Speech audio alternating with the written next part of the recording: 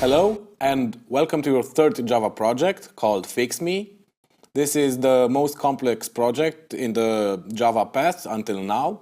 And today we are going to see how to use Maven into building multi-module projects and how to use network programming inside Java, meaning how to send messages over the network using sockets and the TCP protocol. You know that when you want to communicate over the network, one of the layers of the TCP/IP stack is the TCP protocol, and this is used to make connections to different programs. One being the client and the other being the server. The core principle here is that every application that runs on the server is binded to a port, and if you want to send messages to that server program, you need to bind to that port and communicate over it. Today we are going to see what libraries Java is offering for doing this communication and how to use it inside your FixMe project. Perhaps if you already read the subject, you know what you will have to implement. Otherwise, I will give you a short description. We are going to simulate the communication existing on the financial markets, between the markets, the brokers, and some message dispatcher that is doing the routing of messages between the multiple stakeholders that exist in this communication. You know that for doing a reliable communication, we need a protocol that is used by all parts and respected. For example, the financial markets created the FIX protocol, which stands for Financial Exchange Protocol. And this is a very simple protocol that uses multiple key value pairs that are separated by vertical pipes. And you need to check out the documentation and find out what every tag represents. But inside your project, we are not going to implement the whole specification of the FIX protocol because it has multiple hundreds of tags. We are only going to use a very, very small set of tags that are used in the FIX protocol. If you want to see how this protocol works, you can check online on the Fixopedia.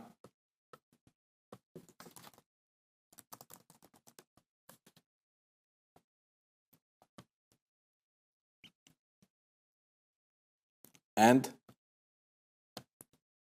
here you can check all the tags that are used inside this protocol. But we are not going to get into more details because this is the fun part of this project, understanding also the financial markets and also the network communication using Java. Let's now check how we are going to build our project using Maven, because this is a really complex project. And you can see that I have here a parent project called FixMe, and I have multiple modules which are independent projects for each component that is involved in this project. I have here the router, which is the message dispatcher between the market and the brokers. And I also have a core package which contains common data that are used on both sides. For example, the fixed messages that are going to be used for the communication. To see how this project is built using Maven, you see that inside our root folder, we have the pom.xml file, which has here this modules tag that describes all the components of the project. So here we have the FixMe core, the router, the broker, and the market.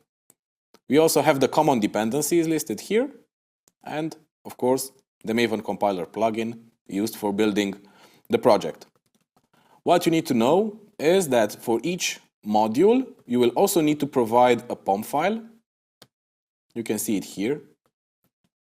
And in this POM file, you need to specify the parent project.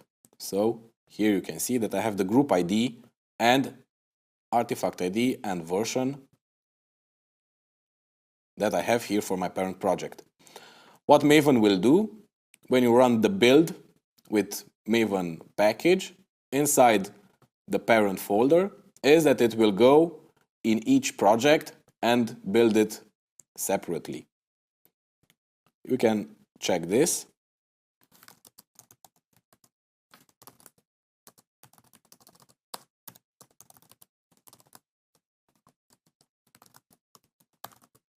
Here we are in the parent project, and we can do a clean package.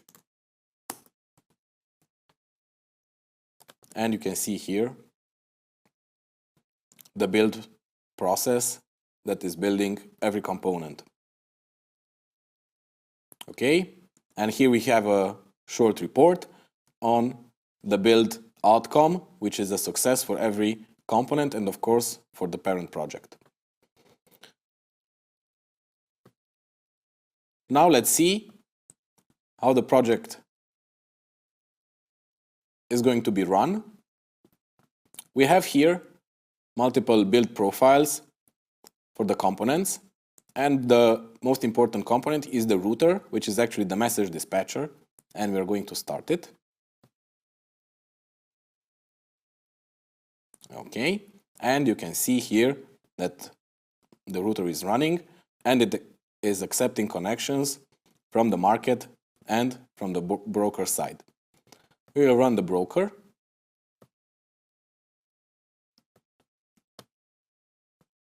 And here, okay, so you see that it found the router. It's a router client now, and he received the router ID from the other process. If we look in the console here, we can see that my broker already started sending some messages, and we have here the report. We see that the router accepted the connection. This is the port where it accepts connections from brokers, and we can see here the fixed messages that were already sent by the router. This is just a simulation that I created for you to see how it's going to work. Now, to give you a little help on how to program sockets inside Java, we are going to take a short look inside the router component and see how this is done.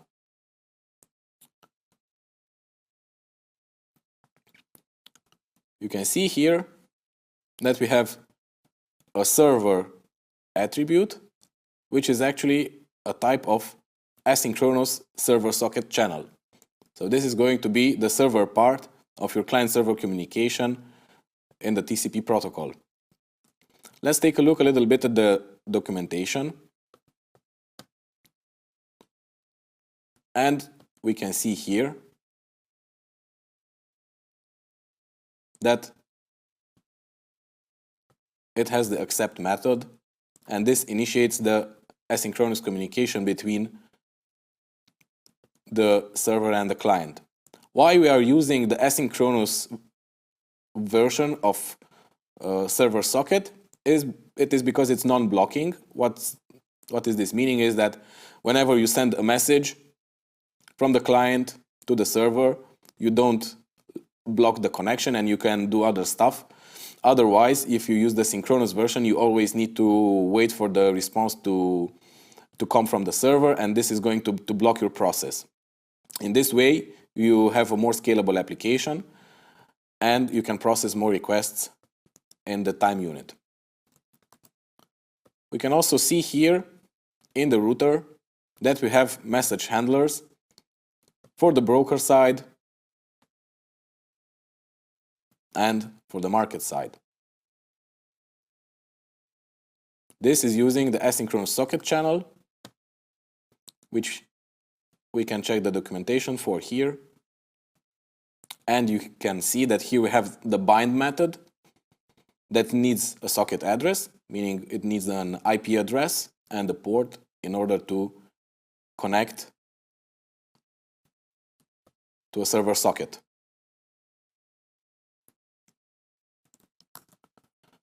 Okay, this was it for this project. Thank you for watching. I wish you have a great financial simulation application, and good luck making money with it. Thank you.